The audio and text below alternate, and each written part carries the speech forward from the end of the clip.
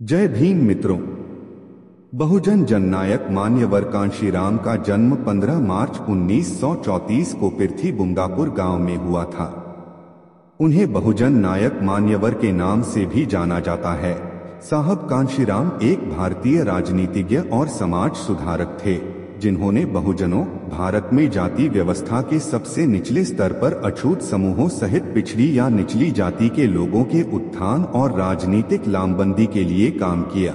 इस लक्ष्य की ओर कांशीराम ने 1971 में दलित शोषित समाज संघर्ष समिति DS-4, अखिल भारतीय पिछड़ा SC/ST OBC और अल्पसंख्यक समुदाय कर्मचारी महासंघ बामसेफ और 1984 में बहुजन समाज पार्टी BSP की स्थापना की। उन्होंने BSP का नेतृत्व अपनी शिष्या मायावती को सौंप दिया, जिन्होंने उत्तर प्रदेश की मुख्यमंत्री के रूप में 4 कार्यकाल पूरे किए। वीडियो में आगे बढ़ने से पहले मेरी आपसे रिक्वेस्ट है कि वीडियो को ज्यादा से ज्यादा लोगों तक पहुंचाने में मेरी मदद करें। उसके लिए लाइक, शेयर और चैनल को सब्सक्राइब करें। तो चले शुरू करते हैं। कांशीराम साहब भारत में एक चमार जाति के रामदासिया सिख परिवार में जन्म हुआ था। गौरतलब है कि बचपन या युवावस्था के दौरान उन्हें ज्यादा सामाजिक भेदभाव का सामना नहीं करना पड़ा था। कांशीराम के शुरुआती वर्षों में सामाजिक भेदभाव की तुलनात्मक अनुपस्थिति का कारण यह है कि उनका सिख परिवार से संबंध था। कांशीराम ने बाद में फ्रांसीसी राजनीतिक वैज्ञानिक क्रिस्टोफ जैफरलॉट को दिए एक साक्षात्कार में इसका जिक्र करते हुए कहा, सिख गुरुओं की शिक्षाएं अधिक समतावादी थीं और धर्मांतरित चमारों में कम से कम कुछ ऊपर की ओर गतिशीलता थी। सैनिकों के परिवार से एक युवा सिख के रूप में पंजाब में स्कूल या कॉलेज में रहते हुए वह अपनी जाति के बारे में काफी हद तक अनजान थे। विभिन्न स्थानीय स्कूलों में पढ़ाई के बाद राम ने गवर्नमेंट कॉलेज रोपड़ से BSc की डिग्री हासिल की। कांशीराम पुणे में विस्फोटक अनुसंधान और विकास प्रयोगशाला के कार्यालय में शामिल हुए। यह वह समय था जब उन्होंने पहली बार जातिगत भेदभाव का अनुभव किया। 1964 में वे एक कार्यकर्ता बन गए। उनके प्रशंसक बताते हैं कि BR अम्बेडकर की पुस्तक जाति का विनाश पढ़ने और एक दलित कर्मचारी के खिलाफ भेदभाव को देखने के बाद वे इस काम के लिए प्रेरित हुए, जो अम्बेडकर के जन्मदिन का जश्न मनाने के लिए छुट्टी मनाना चाहता था। कांशीराम BR अम्बेडकर और उनके दर्शन से बहुत प्रेरित थे। कांशीराम ने शुरू में Republican party of India RPI का समर्थन किया, लेकिन भारतीय राष्ट्रीय कांग्रेस के साथ इसके सहयोग से मोहभंग हो गया।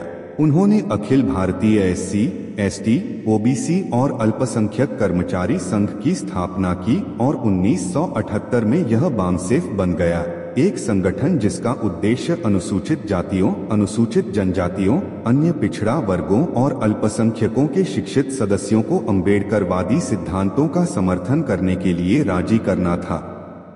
बामसेफ न तो एक राजनीतिक और न ही एक धार्मिक निकाय था और इसका अपने उद्देश्य के लिए आंदोलन करने का कोई लक्ष्य भी नहीं था। सूर्यकांत वाघमोर कहते हैं कि इसने दलितों के बीच उस वर्ग को अपील की जो तुलनात्मक रूप से समृद्ध था, ज्यादातर शहरी क्षेत्रों और छोटे शहरों में सरकारी कर्मचारियों के रूप में काम करता था और आंशिक रूप से अपनी अछूत पहचान से अलग थलग था। कांशीराम ने दलित शोषित समाज संघर्ष समिति DS-4 के नाम से एक और सामाजिक संगठन बनाया। उन्होंने दलित वोट को एकजुट करने की अपनी कोशिश शुरू की और 1984 में उन्होंने बहुजन समाज पार्टी बसपा की स्थापना की। उन्होंने अपना पहला चुनाव 1984 में छत्तीसगढ़ की जांजगीर चांपा सीट से लड़ा। बसपा को उत्तर प्रदेश में सफलता मिली। शुरुआत में दलितों और अन्य पिछड़े वर्गों के बीच की खाई को पाटने के लिए संघर्ष करना पड़ा, लेकिन बाद में मायावती के नेतृत्व में इस खाई को पाट दिया गया। उन्होंने पूना पैक्ट की 50वीं वर्षगांठ पर अपनी एकमात्र पुस्तक द चमचा एज प्रकाशित की। उन्होंने यह पुस्तक ज्योतिराव फुले, BR अम्बेडकर, पेरियार और दलित उद्धार के लिए काम करने वाले कई अन्य विद्रोही आत्माओं को समर्पित की। पूना पैक्ट में अम्बेडकर, जिन्होंने अंग्रेजों से अलग निर्वाचिका हासिल करने के लिए कड़ी मेहनत की थी, को महात्मा गांधी के आमरण अनशन के कारण इस संभावना को छोड़ना पड़ा। अंबेडकर को डर था कि अगर उन्होंने ऐसा नहीं किया तो नवजात दलित आंदोलन के संभावित परिणाम क्या होंगे।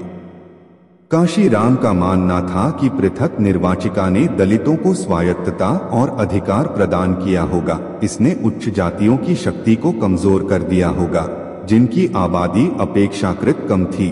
राम ने तर्क दिया कि गांधी ने अंबेडकर को समझौते पर हस्ताक्षर करने के लिए प्रेरित किया और दलितों की हार का संकेत दिया। राम ने इस शब्द का इस्तेमाल जगजीवन राम और रामविलास पासवान जैसे दलित नेताओं का वर्णन करने के लिए किया। उन्होंने तर्क दिया कि दलितों को अन्य दलों के साथ काम करके समझौता करने के बजाय अपने स्वयं के उद्देश्यों के लिए राजनीतिक रूप से काम करना चाहिए।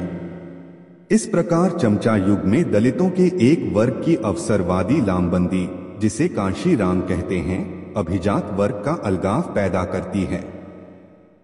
दलित अभिजात वर्ग उत्पीड़ित और शोषित समाज को भुगतान करके इस अलगाव को दूर कर सकता है। बीएसपी बनाने के बाद कांशीराम ने कहा कि पार्टी पहला चुनाव हारने के लिए लड़ेगी, दूसरा चुनाव लोगों की नजरों में आने के लिए और तीसरा चुनाव जीतने के लिए लड़ेगी। उन्होंने भावी प्रधानमंत्री वीपी सिंह के खिलाफ इलाहाबाद में चुनाव लड़ा और प्रभावशाली प्रदर्शन किया, लेकिन करीब 70,000 वोटों से हार गए। उन्होंने पूर्वी दिल्ली लोकसभा निर्वाचन क्षेत्र एचकेएल भगत के खिलाफ और अमेठी लोकसभा निर्वाचन क्षेत्र राजीव गांधी के खिलाफ से चुनाव लड़ा, लेकिन दोनों सीटों पर तीसरे स्थान पर रहे। फिर उन्होंने होशियारपुर से 11वीं लोकसभा का प्रतिनिधित्व किया। कांशीराम उत्तर प्रदेश के इटावा से भी लोकसभा के सदस्य चुने गए। 1992 में बाबरी मस्जिद के विध्वंस के बाद मुलायम सिंह यादव और कांशीराम ने पिछड़ी और दलित जातियों के बीच एकता बनाकर और मिले मुलायम कांशीराम हवा में उड़ गए जय श्री राम का लोकप्रिय नारा देकर सांप्रदायिक ताकतों को सत्ता से बाहर रखने के लिए हाथ मिलाया। चुनाव के बाद मुलायम सिंह यादव के नेतृत्व में यूपी में समाजवादी पार्टी और बहुजन समाज पार्टी की गठबंधन सरकार बनी। हालांकि कुछ मतभेदों और मायावती की महत्वाकांक्षा के कारण यह गठबंधन जून 1995 में टूट गया। मायावती भाजपा के समर्थन में पहली बार उत्तर प्रदेश की मुख्यमंत्री बनी। 1990 के अंत में कांशीराम ने भाजपा को भारत की सबसे भ्रष्ट, महाभ्रष्ट पार्टी और भारतीय राष्ट्रीय कांग्रेस, समाजवादी पार्टी और जनता दल को समान रूप से भ्रष्ट बताया। 2001 में उन्होंने मायावती को अपना उत्तराधिकारी घोषित किया।